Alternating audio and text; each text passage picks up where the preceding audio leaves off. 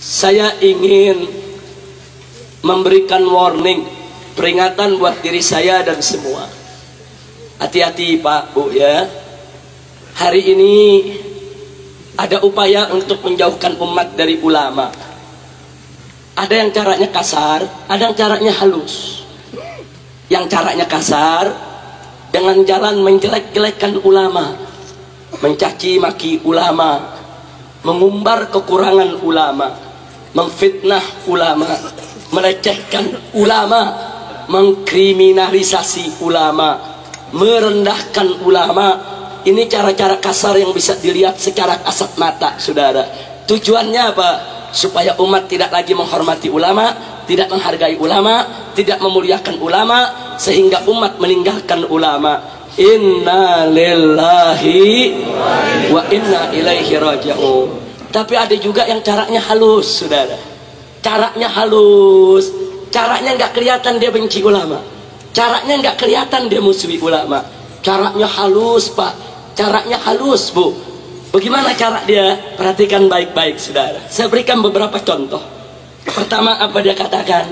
Dia katakan, hei umat Islam, Islam itu agama yang suci, ulama itu manusia yang bersih. Karena itu harus hati-hati. Sedangkan politik itu merupakan ladang yang kotor, penuh intrik. Karenanya agama Islam yang suci, ulama yang bersih, jangan dibawa ke dalam ladang yang kotor, jangan dibawa ke politik. Maka itu jauhkan Islam dari politik, karena politik kotor, Islam itu suci. Karena itu jauhkan ulama dari politik, karena politik kotor, ulama itu bersih. Kelihatannya bagus gak? Bagus. Ayo jujur, bagus gak?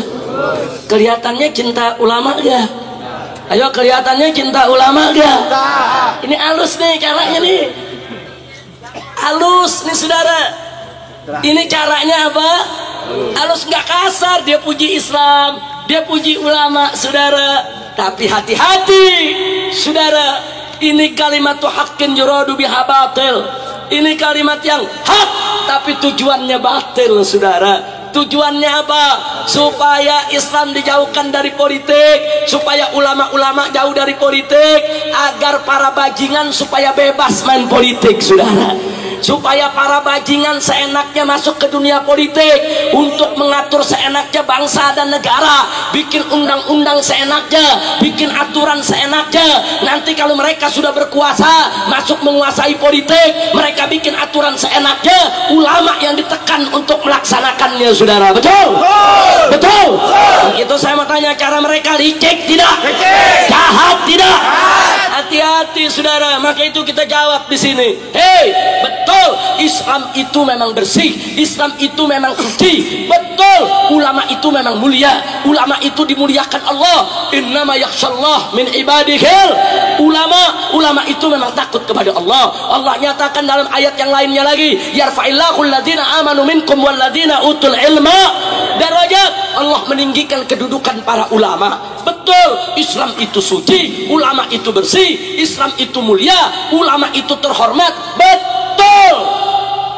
Tapi kalau kau mengatakan politik itu kotor, tunggu dulu. Politik itu tergantung siapa yang memainkannya. Manakala politik itu dimainkan oleh ulama yang mulia atas dasar agama yang suci, niscaya politik tersebut hanya ditujukan untuk mencari ridho Allah, hanya ditujukan untuk kepentingan bangsa dan negara saudara.